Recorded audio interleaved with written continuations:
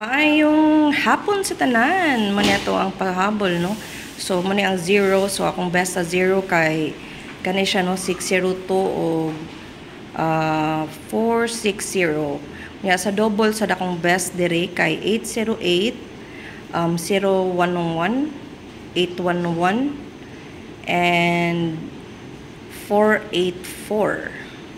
Then, ang sa single probables, ang ako ang best kay 931 and 821 so ako lang gid gisuwat po diri ang best, no? So ang pinaka best the best 621 497 901 418. So ang iska na to, no? But akong pinaka bet karon kay ang double ug ang 0. So ayaw lang mo kumpiyansa pud sa tryo, no? Kay basi mga lit, no? So tryo piso-piso lang, okay? So, congratulations in advance. Kanila tong pahabol, kininyong tita swerte, swerte kanunay.